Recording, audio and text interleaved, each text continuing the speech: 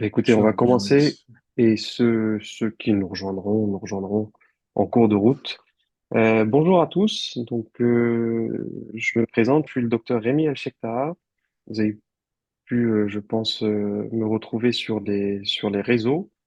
Et avec François Lecomte, qui se présentera juste après, on a corrigé les annales des EVC de médecine d'urgence. Ça fait déjà plusieurs années. Et on a créé des années fictives dans les annales corrigées pour que vous puissiez vous entraîner. Euh, Là, on a effectivement, j'ai proposé à François qui a accepté volontiers de prendre peut-être juste deux sujets sur les EVCP, parce que c'était plus simple à présenter, pour que vous puissiez voir un peu comment il fallait répondre. Bien sûr, on est tous médecins, donc si vous avez des remarques à nous proposer, on est, vous êtes les bienvenus, en tout cas, et on est tout oui pour pouvoir écouter vos remarques et éventuellement les apporter au cas clinique. Euh, Nous, on va insister surtout sur la méthodologie.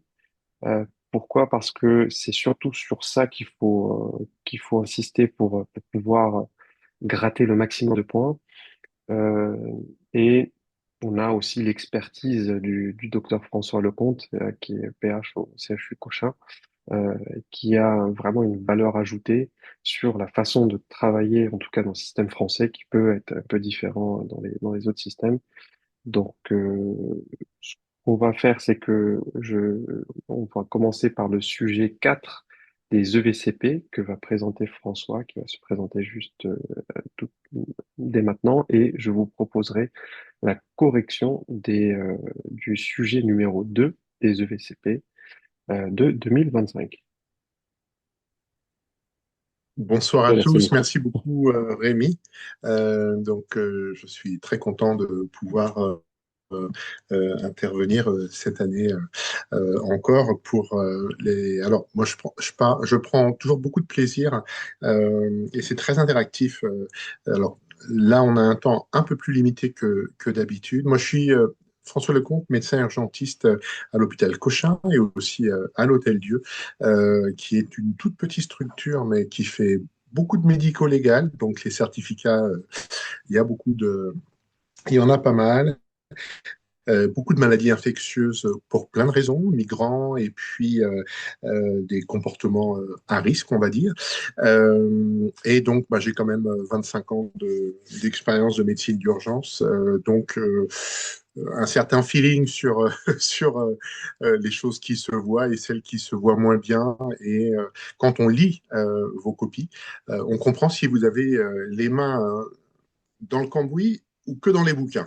Euh, voilà, donc il faut évidemment bien connaître les bouquins. Et puis, il faut avoir une expérience clinique parce que bah, de temps en temps, ça nous fait plaisir en tant que correcteur de voir, pam, hop, il y a le premier diagnostic qui vient, mais il n'oublie pas telle chose. Voilà, et voilà, on va voir un petit peu d'ailleurs le cas sur lequel on va commencer maintenant. C'est le cas numéro 4, s'il veut bien me laisser. Oui, ça y est. Le cas numéro 4 des annales de l'EVC de l'année dernière. Et le but, donc, c'est de présenter en 20 minutes un exemple de cas clinique d'entraînement aux EVC. Et on commence par un homme de 68 ans, ancien fumeur à 50 paquets années, qui arrive aux urgences en ambulance pour une dyspnée survenue brutalement il y a 2 heures. Il est penché en avant, polypnéique, n'arrive pas à terminer une phrase. Il a dans ses antécédents une HTA, une dyslipidémie, un diabète de type 2, avec des traitements correspondants. Les paramètres vitaux à l'accueil des urgences sont les suivants. Tension artérielle 185-93, fréquence cardiaque 92, fréquence respiratoire 26 et oxymétrie capillaire, euh, donc saturation 86% et température 37 degrés 8. Et d'emblée, je vais me permettre de vous mettre, comme ça vous arrive à vous, les questions. Quels quels éléments cliniques attestent d'une détresse respiratoire aiguë? Comment gérez-vous son hypoxie dans l'immédiat justifiée? Quelles sont vos hypothèses diagnostiques principales et les signes que vous recherchez pour les étayer? Quelles investigations complémentaires urgentes sont nécessaires? En l'absence d'amélioration, quel support ventilatoire préconisez-vous? Donc, on a 5 questions et vous voyez qu'il y a une graduation. On fait un moment où on examine, un moment où on fait une stabilité, euh, on essaie de stabiliser parce que c'est vraiment urgent, un moment où on fait du diagnostic, un moment où on fait des examens complémentaires et un moment où le patient s'est dégradé et on nous parle de support ventilatoire. Je vous laisse regarder peut-être une trentaine de secondes ce cas clinique pour vous le.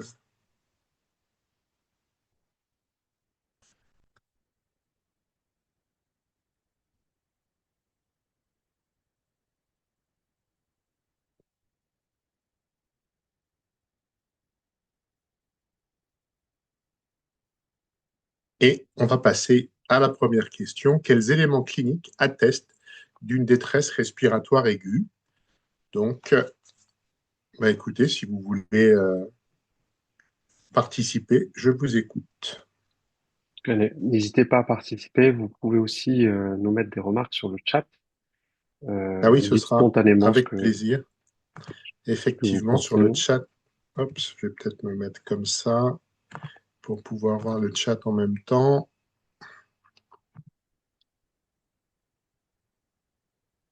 Alors, ah oui, si je partage comme ça ne va pas le faire. D'accord, il faut que je partage là. Donc là, vous êtes un peu timide. Quels Il y éléments a cliniques Oui, Narges qui dit polypnéique, ok, polypnéique. Très bien. Ah, super. penché en Ça y est. avant. Ok. Désaturation.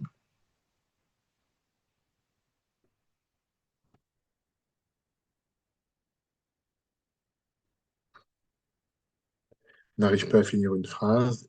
La polypnéique en mettant fréquence respiratoire à 26. Ok.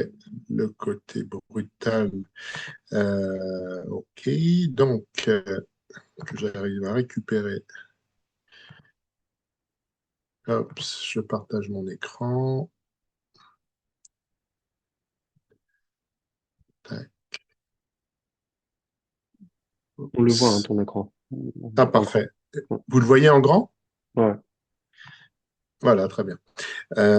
Donc, effectivement, ce patient donc, a une dyspnée qui est quand même la détresse respiratoire aiguë, avec polypnée, impossibilité à finir une phrase. C'est des signes qui sont tout à fait importants, avec signe d'hypoxie, saturation 86%. La saturation, ça c'est important, c'est uniquement l'oxygène qui donne la saturation. Ça n'est pas le gaz carbonique. On y reviendra. Signe d'hypercapnie, par contre, la HTA à 18,9 et ça fait partie d'un contexte. Alors, soit il n'a pas pris son traitement, mais en tout cas, on a 18,9, donc ça nous allume quelque chose. Alors, euh, si vous me mettez possible le signe d'hypercapnie parce qu'il a 18,9, super, parce que je sais que à ce moment-là, vous vous dites, oh là là, celui-là, il est vraiment grave, il a une hypoxie, il a aussi un signe d'hypercapnie, donc attention. Donc, il y a des signes d'hypoxie, cyanose, battement des ailes du nez, balancement thoraco-abdominal, mais il y a aussi des signes d'hypercapnie, agitation, sueur, hypertension et confusion éventuelle. Cette remarque-là, typiquement, c'est un signe, c'est ce qu'on appelle un tiroir. C'est-à-dire que automatiquement, vous devez apprendre par cœur. Vous faites comme vous voulez, cyanose, battement des ailes du nez, balancement thoraco-abdominal et hypercapnie, agitation, sueur, HTA, confusion éventuelle, voire coma, hein, évidemment.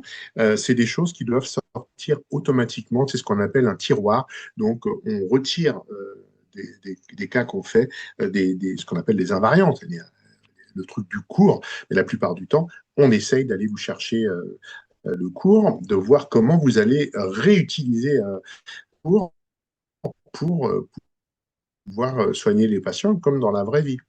Et justement, c'est comme dans la vraie vie, comment vous gérez son hypoxie dans l'immédiat. justifiée. Alors là, je vous écoute. Ou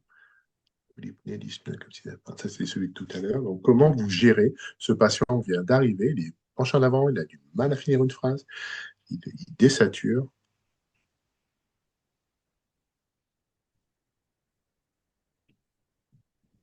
Il a des antécédents donc de tabagisme assez importants et il est hyper tendu, diabétique. Qu'est-ce que, qu'est-ce que vous faites? 10 à 15 litres d'oxygène par masque à haute concentration. Donc, il a 86% de SAT. Il va assez rapidement remonter à probablement 96 ou 100% de saturation.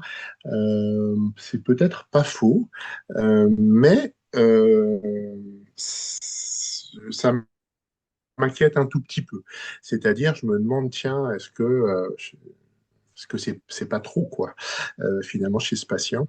Est-ce que cet oxygène, je vous laisse les autres réfléchir.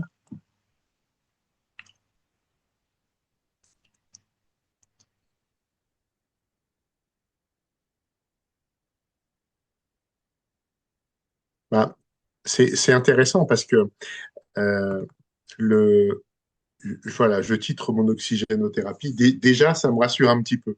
C'est-à-dire que tu sais que l'oxygène, c'est un médicament, c'est pas un truc qu'on donne à tout le monde dans toutes les mêmes conditions, mais qu'on y va prudemment. Ça me rassure, vraiment. Super, je commence avec 10 litres, puis je descends. Et si tu me mets l'objectif, quel est ton objectif chez ce patient? Là, je me dis, voilà, probablement donc 88-92% de saturation, super. Commencer les mesures de réanimation. Alors ça, c'est un peu vague. L'idée, c'est que bah, c'est urgent. Vous pensez que c'est urgent ou pas? Oui. Bah, vous le mettez. C'est une urgence. Donc, le patient, il va être allongé, il va être assis sur une chaise, il va être donc ses positions demi-assises, probablement scopé. Voilà. Donc, on a ça, on a véritablement ça. Alors, je ne sais pas si. Attendez, est-ce que. Il faut que je retourne là-dessus. Décidément, j'ai du mal. Là, vous voyez le PowerPoint. Ouais, Attendez. Là, vous voyez, là, vous voyez, c'est une urgence, installation en salle d'accueil des urgences vitales. Oui. ouais, on le voit. Position demi-assise. Voilà, c'est pas quelqu'un qu'on allonge, hein. Mais vous voyez, c'est évident pour tout le monde. Réassurance. Si quelqu'un d'entre vous a déjà eu 80% de saturation, s'il y a quelqu'un qui est à côté de lui en lui disant vous inquiétez pas, ça va aller, on est là pour vous, super. Ça rassure parce que le stress, ça augmente la fréquence respiratoire et c'est pas bon pour ces patients. Oxygénothérapie, 88-92%, et des masques aérosols.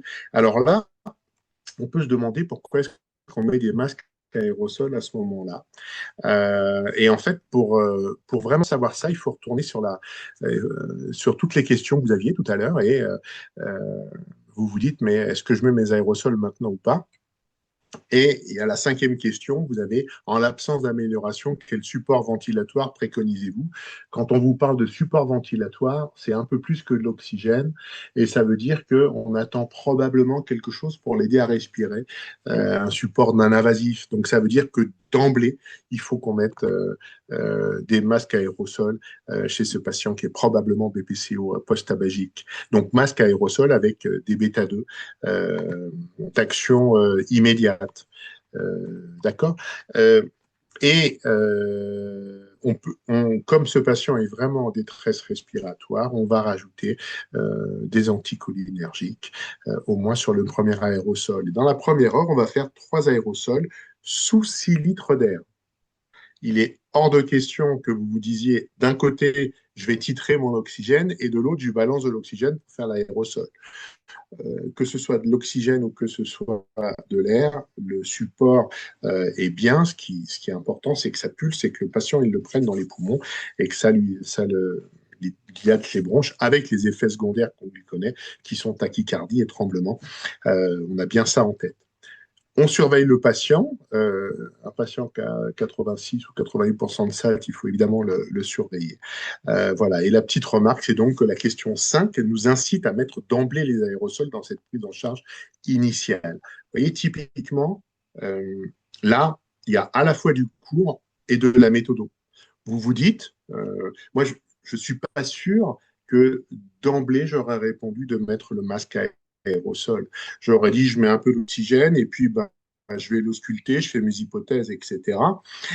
Et là, vu comment c'est fait, d'emblée, on va aller mettre le masque à aérosol parce qu'on sait que la question d'après, enfin, la question numéro 5, il y a pas d'autre thérapeutique entre les deux, le patient s'aggrave et qu'il va falloir mettre probablement de l'AVN. Question numéro 3. Quelles sont vos hypothèses diagnostiques principales et les signes que vous recherchez pour les étayer? Là, on a deux questions différentes. Il va falloir donner les diagnostics, vos hypothèses principales et les signes que vous recherchez pour étayer. Alors, je vous écoute ou je vous lis. Alors, ouais, c'était bien ce que vous aviez mis là. Super. Exacerbation de BPCO, OAP, intéressant, intéressant.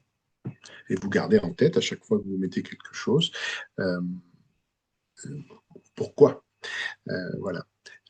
Pour tous, franchement, ce qu'on fait avec Rémi, c'est vous donner l'opportunité de réfléchir et de faire des erreurs maintenant pour pas les faire au moment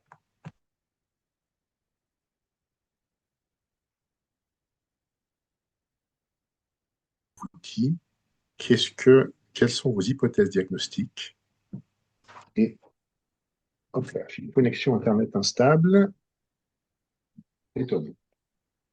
Je vais utiliser un routeur de secours.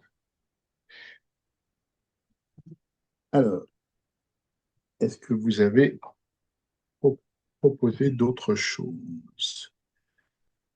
Oups. PPCO, tabagisme.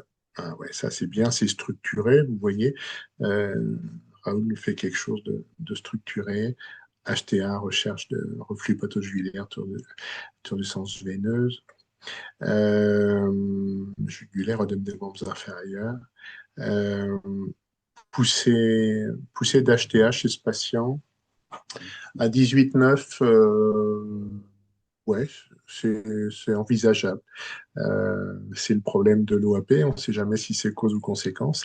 Vous savez que les OAP flash du matin, ces OAP très très brutaux qui arrivent chez les gens vers 5 heures du matin, effectivement, souvent il y a des tensions qui sont assez importantes. Donc là, on a BPCO, OAP. Donc là, on va raisonner toujours de la même manière. C'est cause et conséquence. Qu'est-ce qui a causé, à votre avis, ce tableau? euh, il faut toujours avoir cause et conséquence. Une mamie qui chute, elle s'est peut-être cassé quelque chose, mais pourquoi elle a chuté? Un monsieur qui est gêné pour respirer, il a une pathologie, alors embolie pulmonaire, début brutal, recherche de douleur thoracique, recherche de signe de thrombose. On garde ça dans la tête, c'est intéressant, et il me reste un ou deux diagnostics que j'aimerais que vous mettiez.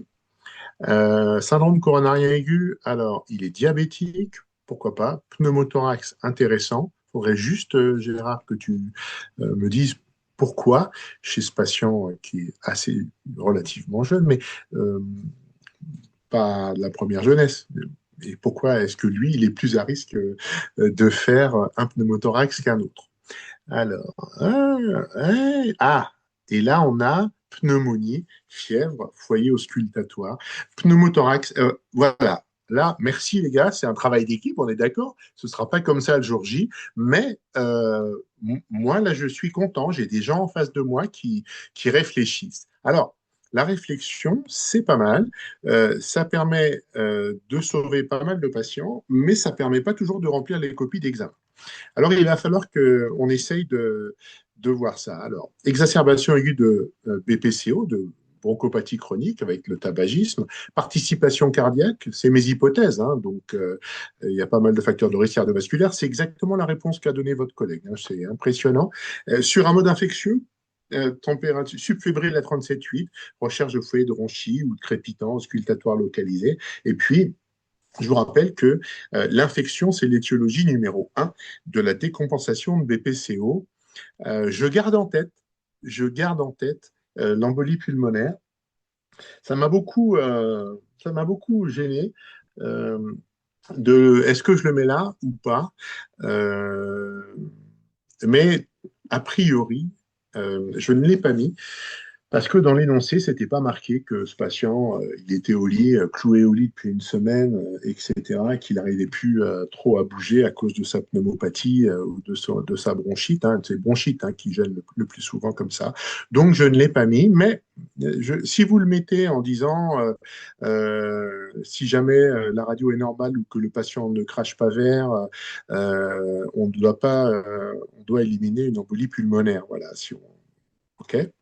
Donc la justification, bah, on a antécédent de tabagisme, dyspnée progressive, sibilant, ronchis diffus, ou bronchite, tout expectoration, signe d'hypercapnie. Chez un patient qui n'a pas d'antécédent de tabagisme, c'est quand même rare de voir des hypercapnies, hein, sauf chez les asthmatiques, évidemment. En faveur d'une participation cardiaque de l'OAP, on a ce patient avec hypertendu qui a des facteurs de risque cardiovasculaire. On n'a jamais évalué sa fonction cardiaque. Donc, pourquoi pas? Est-ce que finalement, le fait de faire sa BPCO, il ne va pas avoir une petite part cardiaque, mais d'emblée dire que c'est une insuffisance cardiaque, un OAP. Mais c'est vrai qu'on a souvent le doute entre les deux. En faveur de pneumopathie, ou en tout cas d'une étiologie infectieuse, fièvre, des crépitants localisés ou des crépitants, des ronchis, signes infectieux, AEG. Tableau moins en faveur, on ne parle pas de douleur thoracique et on ne parle pas des facteurs de risque de maladies veineuses thromboemboliques, mais voilà, voilà pourquoi pas? Et puis le pneumothorax, super. Sauf que, alors moi, dans ma vie, j'ai jamais vu de pneumothorax sans douleur thoracique. En tout cas, chez les jeunes, alors de temps en temps, on a un tout petit épanchement et qui peut, chez des gens qui sont très limites, entraîner une décompensation. Mais souvent, ils sont bien connus et ils sont suivis en pneumo. Voilà. Donc en tout cas, bravo parce que là vous avez un peu tout mis, mais vous avez vu comment on peut étayer votre propos. Il va falloir apprendre à avoir cette rigueur et on peut vous accompagner pour ça. Quelles investigations complémentaires urgentes sont nécessaires? Donc, ben, je vous écoute. Donc, les examens complémentaires qu'on va faire. Euh, je vous écoute. Alors là, c'est investigation complémentaire. Ah, ça y est, je vous ai mis le truc. C'est pas possible. Il ne faut pas que je fasse ça. Hop, escape. Je mets ça en petit. Qu'est-ce que vous faites comme examen complémentaire? Et investigation complémentaire. Ça doit vous mettre la puce à l'oreille. Ils veulent peut-être un petit quelque chose et qui est un peu à la mode et qu'il va falloir apprendre. Gazométrie, ça me paraît pas mal. Ça me paraît essentiel d'ailleurs. Alors, bilan standard, je ne connais pas. Je suis désolé. C'est un mot que je ne veux pas voir dans les copies. Donc, merci de l'avoir mis aujourd'hui. On lui fait un bilan sanguin. Pourquoi? Bah, pour voir. Bah, non. Non, non. Voilà. Non. On fait des choses qui sont toujours une radio de thorax. Oui. Radio pulmonaire. NUM, CRP, gaz du sang, dédimère si vous avez mis embolie pulmonaire, ça paraît logique. Si vous avez un beau foyer pulmonaire comme ça, à la radio de thorax, chez ce patient qui a toujours marché comme il faut, etc., euh, si les dédimères sont positifs, est-ce que vous allez faire l'angioscan? Je ne sais pas. Donc, moi, j'attends en tout cas pour les dédimères et je mets pas ah voilà, je ne mets pas le diagnostic d'embolie pulmonaire en première intention. PCR multiplex, grippe, Covid, VRS, oui, très bien. Surtout que le VRS, évidemment, c'est quelque chose qui touche, qui est bronchospastique. Voilà, NT-proBNP, oui. Tout ça, c'est très bien. Hémoculture, c'est bien d'avoir pensé, 37,8. Il y a des choses que je n'ai pas vues dedans et c'est bien. Donc, on va revenir sur le cas clinique. J'ai décidément du mal à me dépatouiller. Hop, ça. Alors, non, il faut que je fasse ça, pardon. Euh, donc, on est passé. Alors, ça, je vais le pousser. Voilà. Et tac. Donc, ça, on l'a vu. Gaz du sang artériel à la recherche d'une acidose respiratoire, d'une hypoxie, éventuellement d'une hypercapnie. Euh, voilà, donc ça, c'est bien de mettre ce que vous cherchez à chaque fois. Et pareil, ionosant, évidemment qu'il va avoir un ionosant, ce monsieur. Pourquoi est-ce qu'il aurait une hyponatrémie? Pourquoi est-ce qu'il aurait une hypernatrémie? On ne sait pas. Le potassium, on sait que les bêta-2 mimétiques, c'est le médicament, et oui, qui entraîne le plus rapidement une baisse du potassium. Donc, c'est toujours intéressant d'avoir un potassium de départ parce que son traitement anti-hypertenseur, on ne sait pas s'il n'y a pas un diurétique par hasard et il serait, voilà, ou un épargnant potassique, il aurait une hyperkaliémie déjà, et dans ce cas-là, on est à risque. Adaptation des doses de médicaments, voilà, le but, c'est ça, parce que vous allez probablement peut-être mettre des antibiotiques, etc. Et si ce patient il a 250 de créate, eh ben, on ne va pas le traiter pareil. NT-proBNP, BNP, très bien. NFS plaquettes, recherche d'hyperleucocytose en faveur de quelque chose de plutôt bactérien, une lymphopénie du plutôt viral.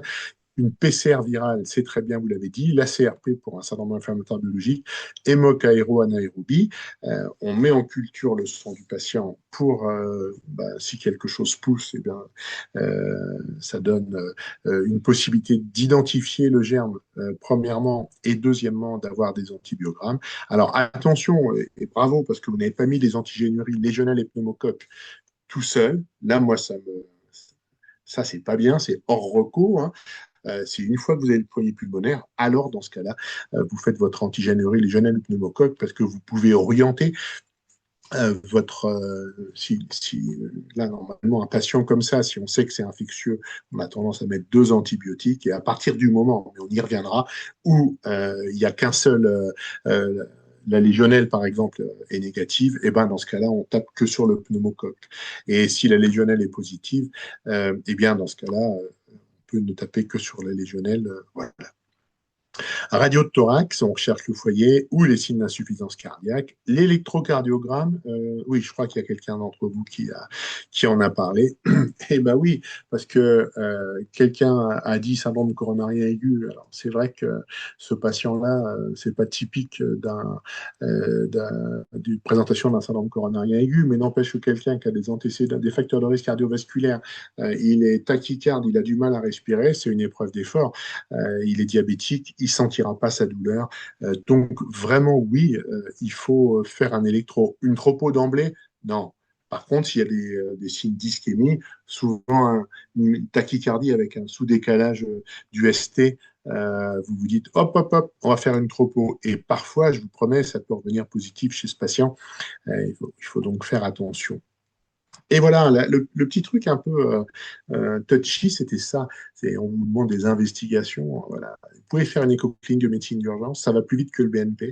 Et là, vous pouvez tout de suite dire, y a-t-il une part cardiaque ou pas, des lignes B qui sont présentes, ou au contraire, BPCO, les lignes B sont absentes. Alors, évidemment, si on a une exacerbation de BPCO avec une poussée d'insuffisance cardiaque, on aura des lignes B, mais s'il n'y a pas de ligne B, on sait qu'il n'y a pas d'insuffisance cardiaque. Donc ça, c'est intéressant. Et puis le pneumothorax, voilà, quoi de plus simple, quoi. Vous regardez juste s'il y a euh, la continuité entre la plèvre, entre les deux plèvres, et vous pouvez savoir exactement s'il y a un pneumothorax ou pas.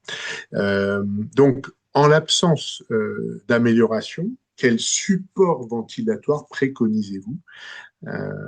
Voilà, donc ce patient, vous lui avez mis des aérosols, il ne s'améliore pas, qu'est-ce que vous allez faire?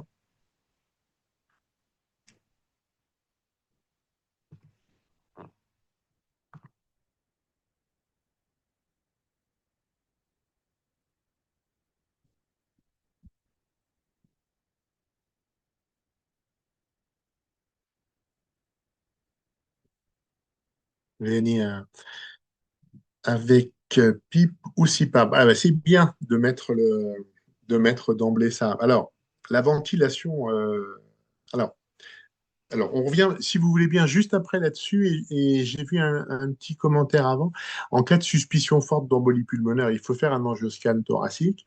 Euh, je vous rappelle qu'il faut que vous ayez euh, une suspicion d'embolie pulmonaire. Alors, certains d'entre vous, là, vous pouvez faire le score de Wells ou Genève.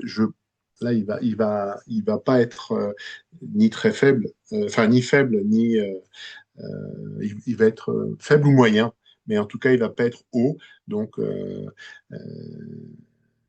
on n'a pas de. Il faudra faire les dédimères si jamais. Mais là, encore une fois, on en a parlé tout à l'heure, hein, ça ne nous concerne pas.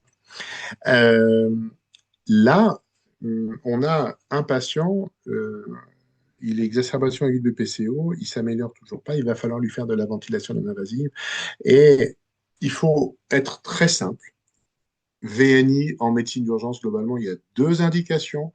Euh, on a soit l'OAP et on fait de la pipe tout seul, et soit on a du BPCO et on fait de la pipe avec de l'aide inspiratoire. C'est-à-dire que quand le patient commence à respirer, ça pousse de l'air pour l'aider, ça lui baisse, il a du mal à respirer, il s'essouffle, et quand il veut expirer, hop, ça garde un tout petit peu ouvert les alvéoles, ça c'est la pipe, d'accord?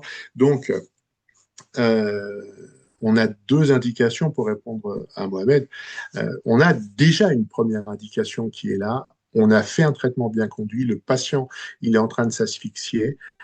Soit on conduit, comme dit Nadia, on dit bah, on intube ce patient, mais on a une possibilité de faire de la VNI avant. Eh bien, ça peut vraiment améliorer considérablement les gens. Et on va voir un peu comment. Donc, ce patient, il faut lui faire de la ventilation non invasive parce qu'il a une des deux grandes indications de la ventilation non invasive. Alors, OAP, BPCO, il a BPCO. Et dans le BPCO, on a deux indications. On a vraiment un patient qui serait extrêmement acide, avec une acidose respiratoire vraiment intense. Et deuxième indication, c'est résistance à un traitement bien conduit. Le traitement, il a été bien conduit, le patient est résistant, alors il faut lui mettre de la ventilation non invasive. Et donc, bah, on va voir ensemble comment on lui met la ventilation non invasive. On dit, inefficacité des premières mesures, un traitement par BNI avec aide inspiratoire et PIP est instauré. On explique au patient ce qu'on va faire, c'est essentiel, véritablement. Et ces mots-là, vous pouvez les apprendre par cœur. Restez à côté du patient pendant la mise en place, les premières minutes, environ une dizaine de minutes à côté du patient. On lui met un masque. Ou ça peut être comme ça, mais ça fait un bruit pas possible. C'est assez désagréable. Au début, il vous dit j'étouffe, j'étouffe, j'étouffe.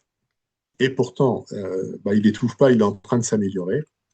Il faut favoriser la tolérance et optimiser les réglages de la massine. On va titrer l'oxygène, on commence à 100% de FiO2 et on va diminuer progressivement. En tout cas, on met un trigger à 1 ou 2. Le trigger, c'est l'effort que doit faire le patient. Si vous mettez un trigger à 0,5, bah, vous faites une pichenette sur le tube qui amène l'oxygène et hop, il détecte comme si le patient était en train de respirer, lui envoie de l'air, ce qui le fait travailler trop. Et si vous mettez 3 ou 4, et ben, le patient, il doit inspirer très fort avant d'être aidé. Le trigger, c'est la gâchette en anglais. Vous voulez de la pipe et vous voulez de l'aide inspiratoire. Donc, moi, c'est simple. Je vous ai mis pipe à 5, aide inspiratoire à 10. Pourquoi? Bah, vous commencez toujours à 5, 10. C'est toujours bon dans le BPCO. Mais vous savez qu'il faut un petit peu plus. Les recommandations, ça vous dit 5 à 8. Et pour la pipe et l'aide inspiratoire, c'est 8 à 12. Il faut un rapport 1 sur 3 parce que le BPCO, il arrive bien à inspirer, et pour expirer,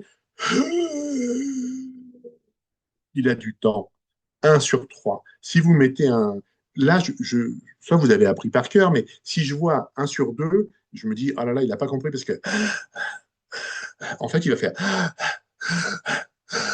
Il va faire de l'autopipe sur sa machine et il va pouvoir se faire un pneumothorax induit par la ventilation non invasive. Donc, attention. Donc, rapport I sur E, 1 sur 3. Pastillé BPCO. Le FiO2, 100%, le trigger entre 1 et 2, on en a parlé.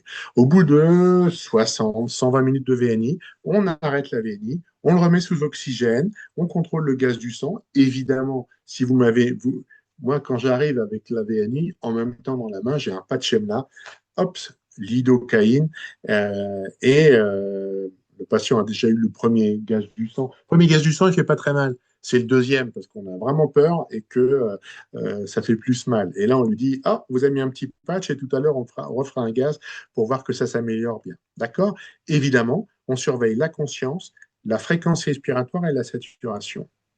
Pourquoi la fréquence respiratoire? C'est le paramètre important. Le paramètre important dans la ventilation, c'est la fréquence respiratoire. C'est pas la saturation. La saturation, il n'y a rien de plus simple que d'augmenter la saturation. On met l'oxygène à fond. Mais si vous mettez l'oxygène à fond, ce patient-là, vous le tuez. Alors que la fréquence, parce qu'au bout d'un moment, il va avoir tellement d'oxygène qu'il va arrêter de respirer. Il va avoir sa fréquence respiratoire qui va baisser, s'effondrer et faire un arrêt respiratoire. D'accord? Donc, la saturation, certes, parce que vous allez titrer pour avoir 88-92% de saturation et vous baissez votre FiO2 et la fréquence respiratoire, euh, fatalement, ça va être à la fois le reflet de l'oxygène et du CO2. Donc, idéalement, ce patient sera placé sous surveillance continue. Alors, pour répondre à vos collègues tout à l'heure, la présence d'un pH inférieur à 7,35 ou l'inefficacité du traitement initial, c'est deux indications à la VNI. La fréquence respi, c'est le meilleur paramètre clinique de suivi car sa normalisation témoigne d'une augmentation de la saturation et d'une baisse de la capille. Les remarques, on est bien d'accord, c'est ce que moi je vous dis, c'est pas ce que vous mettez dans vos copies. Il est très simple de montrer que de monter la saturation en oxygène de n'importe quel patient en le saturant d'oxygène, mais les conséquences, notamment chez le BPCO, peuvent être graves. Remarque 3, alors là, euh, pour ceux qui n'ont jamais fait de VNI parmi vous, quand on vous demande de régler un ventilateur avec de la VNI et que vous me réglez la fréquence respiratoire, je comprends que vous n'avez jamais fait de ventilation non invasive. Parce que la fréquence de respiratoire, c'est le patient qui décide. S'il veut respirer, il commence à respirer et là, il est aidé par la VNI et il vide les poumons jusqu'à la pipe. Mais c'est lui qui respire. D'accord? Voilà un exemple de cas clinique qu'on peut faire. J'ai essayé de tenir le timing. Bon, d'accord, j'étais trop long. Désolé, Rémi.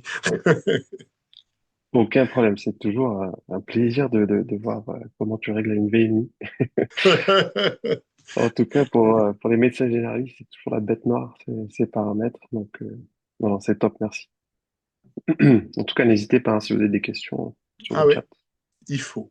Et encore Ouais. une fois, franchement, les erreurs que vous faites là, c'est un plaisir parce que ça profite à tout le monde. Nous, on ne se réjouit pas qu'il y ait des erreurs, mais ça fait discuter. Si vous avez un doute, mettez-le, parce que sinon, vous le mettez le jour de l'examen, du concours, et bah, c'est pas bon, quoi. Voilà. Mais écoutez, je vais reprendre la main. Il nous reste à peu près 20 minutes. Je vous ai fait un petit tableau sur les sujets, les quatre sujets qui sont tombés là en 2025 et sur en tout cas les années dans lesquelles c'est tombé durant les annales. Et on voit que c'est des sujets en fait qui sont assez redondants, notamment pour le sujet 4 qui vient d'être effectué, en tout cas la super correction de François qui a été effectuée à l'instant. Donc vraiment le maître mot pour vous dans vos conseils, parce que je reçois beaucoup de messages, c'est de faire les annales et de les refaire et de les refaire. D'accord. On vous a fait aussi des années fictifs. Il me semble qu'on avait fait 7 qui reprennent tous les sujets qui peuvent tomber et beaucoup de sujets, en fait, sont tombés et ont été déjà traités dans les années fictives qu'on vous a préparées. Donc, les années fictives, c'est des années qu'on a rajoutées, en tout cas, c'est des sujets qu'on a inventés, qu'on a créés avec François et qu'on a intégrés dans les annales corrigées des EVC de médecine d'urgence. L'édition 2026 sortira bientôt. Il y a juste quelques petites choses que je suis en train de peaufiner avant de l'envoyer à la maison d'édition. Donc voilà, faudra peut-être s'armer de patience encore, je pense 2 ou 3 mois. Donc le sujet numéro 2 des EVCP, alors 2025. Euh, donc c'était un patient en fait de 68 ans qui a été retrouvé par son infirmière à domicile lors de sa tournée du matin, inconscient en bas de son escalier, dans une flaque de sang. L'infirmière vous indique qu'elle passe quotidiennement pour dispenser le traitement de ce patient qui allait très bien la veille au soir. Dans ses antécédents, il y a un diabète de type 2, un alcoolisme ancien sevré, une hypertension artérielle, une hypercholestérolémie, un tabagisme actif. Il a pour traitement de la metformine, l'oxazépam, irbesartan, simvastatine, aspirine. Au premier coup d'œil, vous trouvez un homme inconscient qui ronfle, ses yeux demeurent fermés, il ne répond pas à vos questions ni à vos ordres, mais s'agite et tente l'évitement en poussant des grognements incompréhensibles lorsque l'infirmière débute les premiers soins. Le sang provient d'une plaie en région occipitale, les pupilles sont réactifs et symétriques. Le reste de l'examen clinique ne retrouve pas de lésions corporelles évidentes, le patient a perdu ses urines, l'auscultation pulmonaire retrouve des râles bronchiques à droite. La première question était donnez le score de Glasgow de ce patient. Je vous remets l'énoncé et je vous laisse peut-être une vingtaine de secondes pour répondre à ça. Donc, quel est le score de Glasgow de ce patient? Donc, inconscient qui ronfle, les yeux fermés, ne répond pas à vos questions ni à vos ordres, s'agite et tente l'évitement en poussant des grognements incompréhensibles lorsque l'infirmière débute les soins. Alors, il y a Roux, mais ça, elle n'arrête pas d'écrire sur l'écran. Ah, il facilite tous les destins. Tac. Euh, alors, quel est son score de Glasgow? Vous pouvez répondre sur le chat.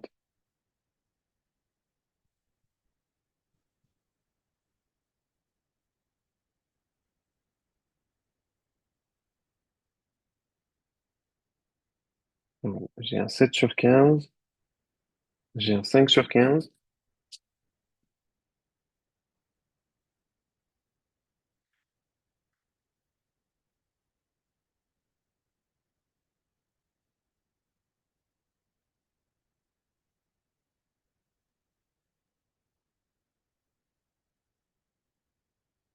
D'accord.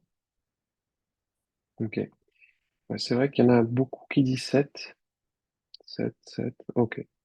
Donc, le score de Glasgow, c'est tombé 2 fois. Ça, c'est quelque chose à connaître par cœur. J'ai jamais réussi à connaître par cœur ce tableau. À chaque fois, je regarde. Mais il faut savoir que c'est quelque chose indispensable à connaître. Pourquoi? Parce que c'est quelque chose qui peut vous classer. C'est un élément sur lequel on peut avoir facilement tous les points et que si vous répondez de manière incorrecte à cette question, vous pouvez, ça peut vous être assez fatal euh, le jour du concours. Alors, on a hésité longuement avec François sur la motricité, en tout cas la réponse M. Est-ce que c'est une douleur, en tout cas c'est une réponse motrice localisée à la douleur, ou est-ce que c'est un retrait à la douleur?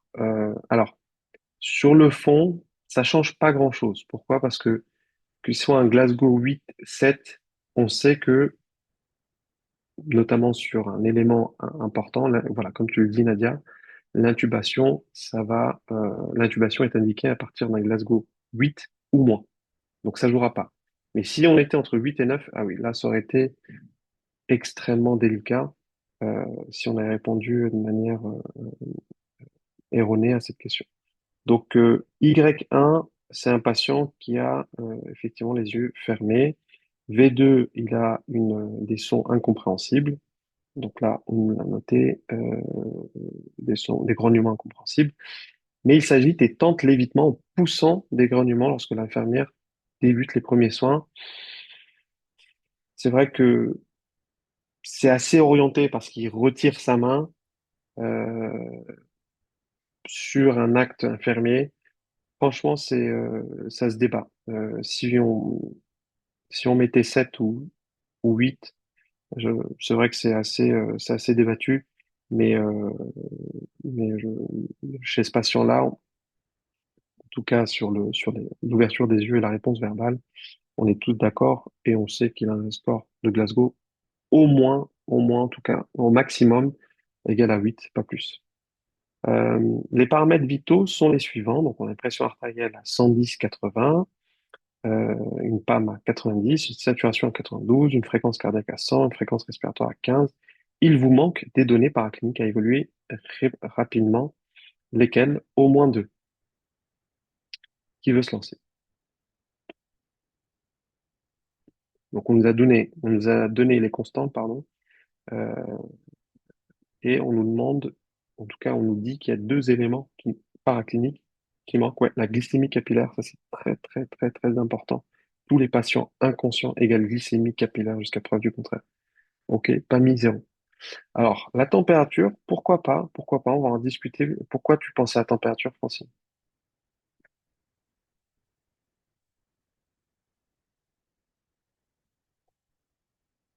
Donc, alors, examen paraclinique à évaluer rapidement, glycémie capillaire, gaz du sang, les lactates. Alors, glace du sang, pas forcément, en tout cas pas sur des éléments, c'est pas assez rapide pour avoir ces éléments-là. Euh, Même s'il a une désaturation, je suis assez d'accord avec toi qu'il y aura des gaz du sang. Il a une saturation inférieure à 94, il y aura des gaz du sang, ça c'est sûr. ECG, hypothermie.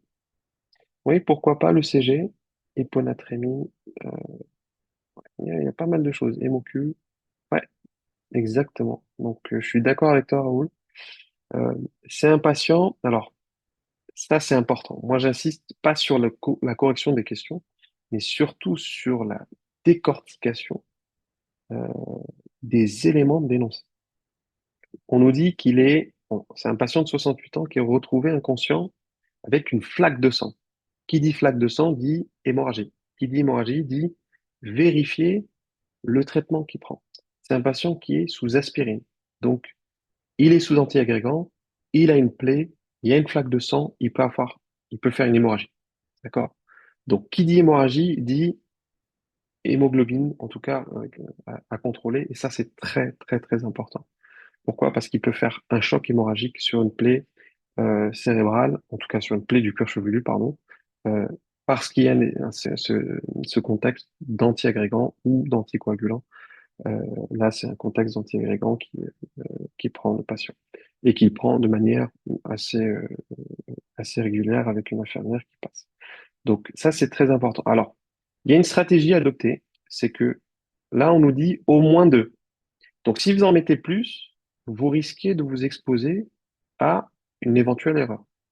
Donc, ce que je vous conseille, c'est de mettre les deux éléments sur lesquels vous êtes sûr et certain, argumenter également, d'accord? Euh, Ça, c'est très important. En fait, est-ce qu'il faut justifier la réponse? Si vous justifiez, ça montre au correcteur pourquoi vous avez mis tel ou tel élément de réponse et ça le rassure sur la façon dont vous orientez la prise en charge du patient et ça permet effectivement de justifier les points. Si vous mettez un élément sur lequel vous avez un doute, d'accord, et vous avez peur que le correcteur ait des doutes sur votre réponse et effectivement vous enlève des points, dites pourquoi vous le mettez, pourquoi vous y pensez ou pourquoi vous y pensez pas, d'accord? Euh, je prends l'exemple de l'embolie pulmonaire qu'on avait vu avec François tout à l'heure. Donc ça, c'est très important. Ce sur quoi on est sûr et certain, c'est la glycémie capillaire et l'hémoglobine capillaire. Ça, c'est sûr et certain. Notamment sur le fait que le patient est diabétique. Bon, il est traité sous metformine, mais il est diabétique. Euh, donc, euh, donc ça, il faut penser traitement, éventuellement hypoglycémie. Mais là, alors, je vais juste vérifier un élément. Bon, il n'y a pas de raison d'avoir une hypoglycémie sur de la metformine. Donc ça, je vais retirer cet élément de réponse. Et par contre, un patient qui a des troubles de conscience ou qui est comateux, donc là, effectivement, on a un Glasgow qui a 8 ou moins, donc Glycémie, c'est un élément, je pense que sur lequel, si vous le mettez pas et que vous mettez d'autres éléments de réponse, je pense que c'est une sorte de question pas mise. Alors, les autres éléments qu'on aurait pu discuter, c'est la température. Pourquoi? Parce que l'hyperthermie est une cause d'Axos. Donc, pourquoi pas vérifier s'il n'y a pas un contexte de température élevée, mais je pense que c'est pas un élément à évaluer là, maintenant, rapidement, tout de suite. Ce sera peut-être dans un deuxième temps. Un ECG, je pense, c'est beaucoup plus pertinent. Euh, Pourquoi? Parce que on a un patient qui est inconscient, qui a pu effectivement tomber sur une syncope. Il y a aussi une fuite des urines qu'on a, qui est décrit sur l'énoncé, dans l'énoncé, pardon. Donc, il peut tout à fait avoir un trouble du riz ou des signes effectivement de SCA. Donc, l'ECG est vraiment très pertinent. Et c'est un patient grâce à son Glasgow qui va être intubé. Pourquoi pas une capnographie, mais bon, ça vraiment, c'est des éléments sur lesquels je suis un peu plus mitigé. Mais sur le CG, pourquoi pas comme troisième élément, c'est tout à fait pertinent dans ce contexte. Citez les premiers gestes immédiats réalisés pour ce patient encore au sol, au bas de l'escalier. Je vous écoute. Ou n'hésitez pas sur le chat.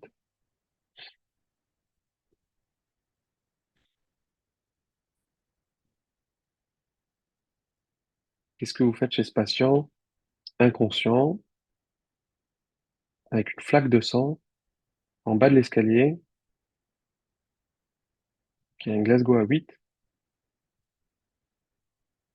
une plaie occipitale.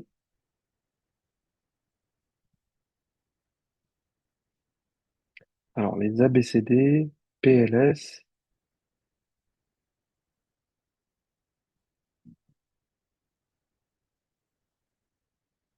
vérifier les voies aériennes. Ouais, là, on commence à avoir des idées qui sont très très bien.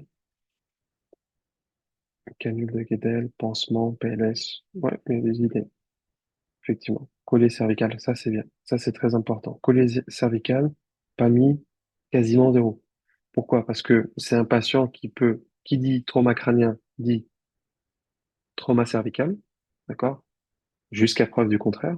Donc, toute manipulation qui peut aggraver effectivement une lésion cervicale, euh, c'est à éviter. Donc, c'est un patient effectivement qui va être mis, en tout cas stabilisé sur le plan du rachis cervical, donc protection du rachis cervical.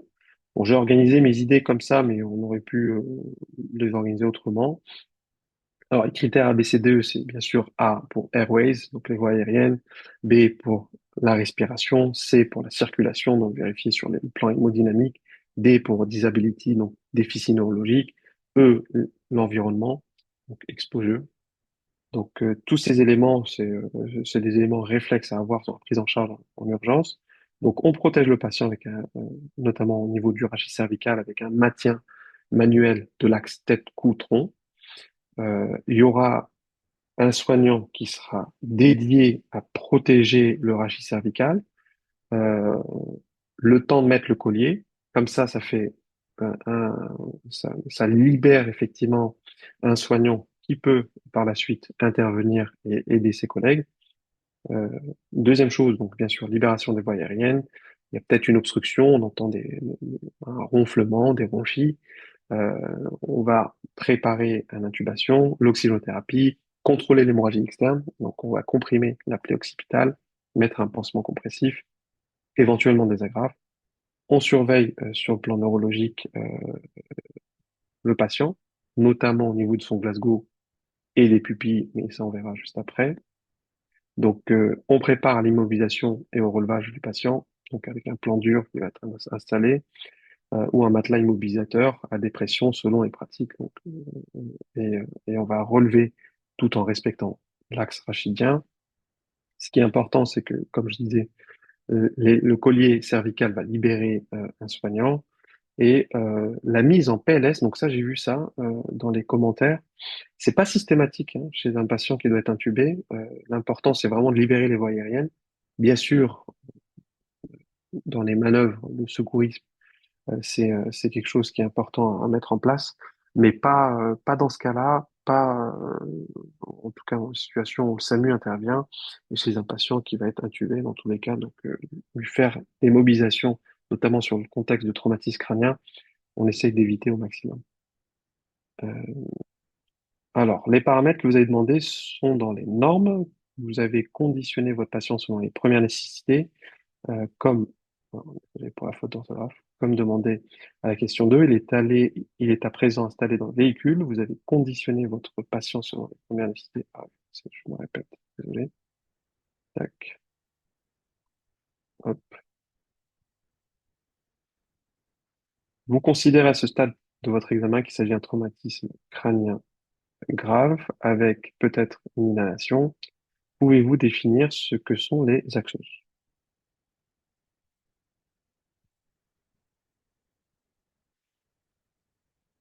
Donc ça, c'est vraiment une question de cours. Donc dans vos révisions, faites vraiment très attention à toutes les abréviations. Je pense que c'était l'année dernière où on avait une question sur les initiales du MEOPA, d'accord? Donc n'apprenez pas les abréviations, apprenez vraiment les termes exacts. Alors je sais pas pourquoi Roumé ça n'arrête pas de faire des dessins, euh, de dessiner. Je te laisserai quelques secondes à la fin pour nous faire. Donc vraiment, faites très attention sur les abréviations. Donc, agression cérébrale secondaire d'origine systémique. Donc, il y a tout dans l'abréviation. OK? Ce sont des paramètres cliniques et biologiques qui nécessitent une surveillance et une équilibration particulière, notamment chez patients victimes d'un traumatisé crânien, pour ne pas aggraver les lésions cérébrales parce qu'elles sont extrêmement sensibles à des phénomènes métaboliques et cliniques. Et on verra juste après lesquels. Donc là, je vais vous citer directement les axos, hein. Je pense que ça, c'est des éléments à connaître, bien sûr, sur le bout des doigts pour les examens. Donc, hypohypertension artérielle, hypohypercapnie, hypohyperglycémie. Alors, j'ai mis hypoglycémie entre parenthèses. Je sais que l'hypoglycémie, c'est tout à fait pertinent que ce soit dans les axos, mais il y a des livres, des bouquins qui ne le mentionnent pas. Bon, mais pour moi, c'est tout à fait plausible. L'hyperglycémie, pourquoi? Parce qu'on peut avoir une acidose cérébrale. Donc, en fait, ce qui se passe, c'est que comme on manque d'oxygène au niveau des zones du cerveau qui sont mal perfusées ou mal oxygénées, s'il y a beaucoup de glucose, en tout cas à ces endroits-là, on a un phénomène de production de lactate, donc une acidose locale, et cette acidose locale va aggraver effectivement les, la- la- la- les, les lésions cérébrales et ça peut euh, aggraver du coup la zone de nécrose cellulaire. Trouvez un moyen mnémotechnique, peu importe, mais apprenez-le par cœur. D'accord? Vraiment, c'est très important. Décrivez comment vous allez à présent prendre en charge votre patient avant le transport. Donc, qu'est-ce que vous allez faire chez ce patient? Imaginez-vous, vous l'avez stabilisé, vous avez libéré les voies aériennes, etc. Vous l'avez mis sur plan dur. Comment vous le préparez?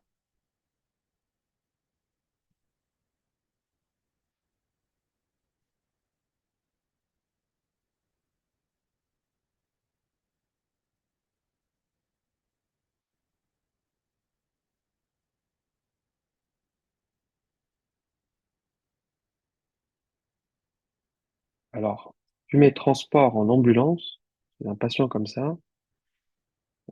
Si tu mets ambulance, alors peut-être que effectivement, dans d'autres pays, ambulance, ça veut dire SMUR, mais là, il faut que tu sois très précis. Il faut que ce soit un SMUR, d'accord? C'est un camion du SMUR qui transporte ce malade. Si tu mets ambulance, ça veut dire que tu l'envoies avec des ambulanciers transporter le malade. Il n'est en général pas scopé, il y a peut-être une bouteille d'oxygène. Donc, c'est un taxi plus, entre guillemets. Médicalisé, vertir neurochir, VVP, voie veineuse, ventilation, etc., vité-axos, transfusion, ok, patient scopé, exactement. Donc tout ça, c'est très important. Le jour des examens, comme vous êtes dans un hall, il y a beaucoup de bruit, etc. Fermez les yeux, imaginez-vous la scène. Dites-vous comment je fais pour préparer le patient. avant son transport, d'accord? Donc c'est un patient qui sera scopé de partout, qui sera perfusé de partout, est-ce qu'il y aura des câbles partout, etc. Ou est-ce que c'est un patient qu'on va asseoir dans le camion des pompiers, tout seul, avec sa ceinture à mettre lui. Donc vraiment, imaginez-vous la scène. Donc c'est une urgence, on va le mettre en condition, on va le scoper, on va faire le monitoring, on va surveiller l'état hémodynamique, ECG, deux voies veineuses, pas une mais deux. D'accord? Pourquoi? Parce qu'à tout moment, euh, à tout moment, ce patient il peut être en arrêt. D'accord? Donc, qui dit patient potentiellement grave, qui peut faire l'arrêt, deux voies veineuses. Une voie veineuse pour perfuser, mettre les médicaments, etc. Et une autre voie pour les drogues vasoactives. D'accord? C'est une voie spéciale. Donc, pour l'intubation de la patiente, utiliser une séquence rapide d'induction, donc pour minimiser les risques d'aspiration, de décompression, décompensation respiratoire. Patient scopé en décubitus dorsal, soit avec le collier gardé pendant toute la procédure, soit il est ouvert avec une personne qui s'occupe spécifiquement de la position du rachis cervical. Donc, pas de manœuvre de Selig, du fait qu'il y a un traumatisme du rachis cervical. Les classes médicamenteuses, donc ça à connaître par cœur, on vous l'a vraiment détaillé sur les annales, dans les annales, donc voilà, ne regardez pas, euh, n'ayez pas 10 références en même temps, essayez d'en avoir une euh, euh, et, euh, et retenez qu'un seul chiffre. Donc, étomidate, succinylcholine, relais avec sédation continue, surveillance par scope. Ok, bien sûr, réglage du respirateur, mais ça, c'est plus du domaine de François. On vous l'a mis en remarque. Donc, question 4, le conditionnement terminé. Vous passez votre bilan au SAMU qui vous informe que vous êtes attendu au trauma center le plus proche à 20 minutes de route. Vous surveillez de près ce patient par monitorage. Quels sont les objectifs que vous fixez pour les paramètres vitaux?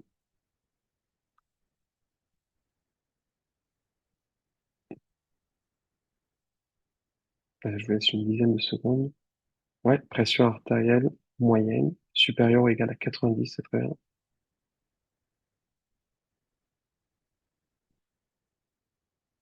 D'autres choses? Saturation F. Ok, supérieure à 94. Exactement.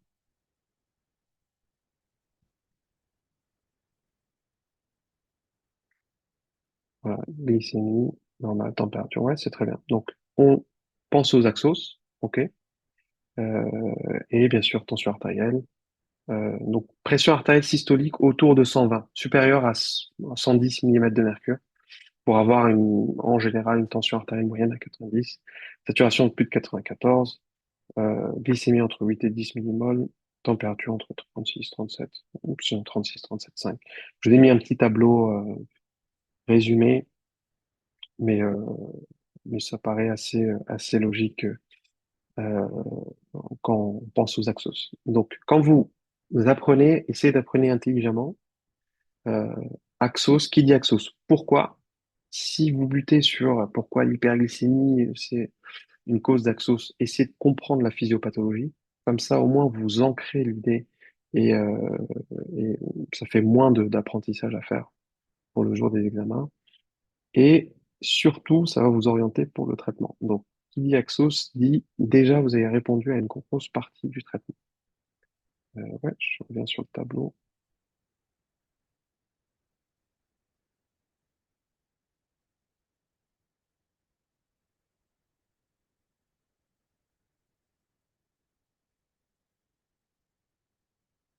Alors, en tout cas, l'enregistrement, je vous le partagerai sur le groupe.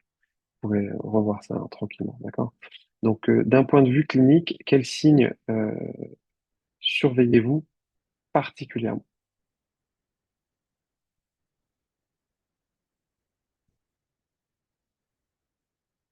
Chez un trauma crânien, quel est le signe clinique à surveiller euh, en priorité? Ouais, les pupilles, exactement. Exactement. Pourquoi?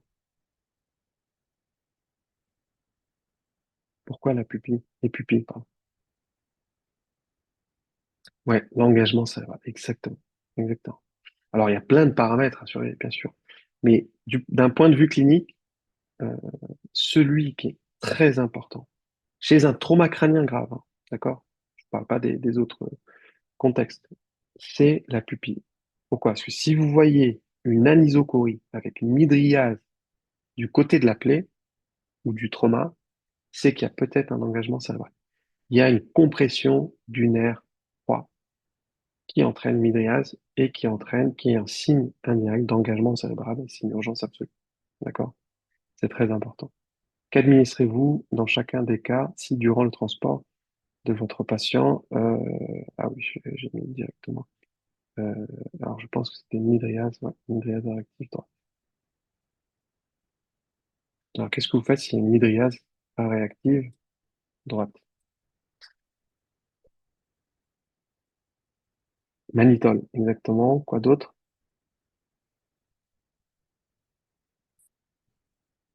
Là, tu es dans le camion du SMUR, tu regardes les pupilles et tu vois une mydriase. Qu'est-ce que tu fais?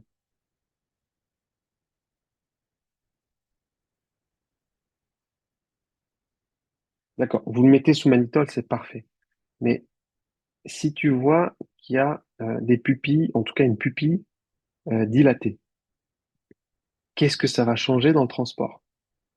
Là, c'est très clair, hein, ça se voit que c'est un cas clinique, c'est du vécu. Euh, Celui qui a créé ce cas clinique, ça se voit que c'est du vécu. Donc, tu as une situation clinique où tu as un patient qui a un trauma crânien, un Glasgow à 8, tu l'amènes à l'hôpital euh, et pendant le transport, tu découvres une mydriase réactive droite. Donc, sérum, alors, hypotonique, c'est plutôt hypertonique. Ouais. Donc, hypertonique, hein, hypoventilation, donc magnéton. En fait, voilà, exactement. On va alerter, en tout cas, on va l'emmener dans un hôpital disposant d'un scanner, donc un service d'imagerie, et surtout d'un service de réanimation avec un plateau technique de neurochirurgie. Ça, c'est très important parce que tous les hôpitaux ne sont pas forcément équipés d'un plateau technique de neurochirurgie. Même si on se répète, il faut le remettre ici dans cette réponse, bien sûr, surveillance, Axos, etc. Tout ça, c'est de la tartine, d'accord? Donc, c'est des points en plus. Vraiment, essayez d'organiser vos idées euh, sur les éléments de surveillance. Mais les deux éléments importants, c'est bien sûr la perfusion de mannitol et le transfert vers un service de neurochirurgie avec un plateau de réanimation. Les chiffres tensionnels sont les suivants. Tension artérielle à 9, 90, 65 et PAM à 73. Qu'est-ce que vous faites?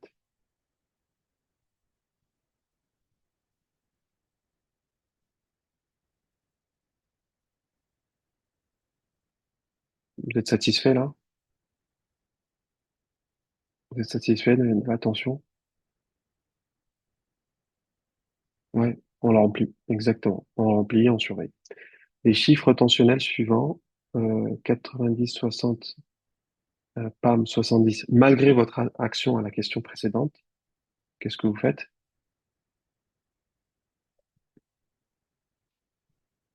Voilà, exactement. Drogue vasoactive, exactement, plus remplissage. Donc, faites attention, regardez bien la question d'après. Si vous voyez, donc là-bas, on le remplit. Si ça suffit pas, là, on ajoute des drogues, effectivement. Euh, donc, oui, remplissage et noradrénaline avec le dosage et bien sûr, surveillance toujours. Ça, c'est très important d'apporter ces éléments. Donc là, on a fini le cas clinique. Si vous avez des questions là-dessus, n'hésitez pas. En tout cas, on est tout oui. Je fais vraiment très très brièvement. Je vous expose un peu le. Alors depuis 2 ou 3 ans, ça fait c'est la troisième année, on propose des sessions de révision avec tous les items qui tombent qui tombent, et qui sont très tombables avec François qui a accepté volontiers parce qu'il y a une grosse demande. Il y a beaucoup de gens qui m'ont envoyé des messages euh, sur les groupes pour justement qu'on leur dispense des cours. Donc voici le programme pour cette année. Voici les dates. Si jamais vous êtes intéressé, vous pouvez vous connecter sur confevc.fr. Vous avez contact, vous pouvez m'envoyer un message si vous avez des questions. Vous avez tous les éléments qui sont cités euh, ci-dessus. Merci pour votre attention. On a dépassé ouais, de 10 minutes, ça va. Merci beaucoup. Bonne soirée à tous. Bon, en tout cas, n'hésitez pas si vous avez des questions après ultérieures. Je suis joignable par mail ou via directement le site. Merci infiniment, François. Je- Au Merci revoir, Rémi. pour ton Bonne investissement. soirée. À bientôt. À Salut. très bientôt. Au revoir.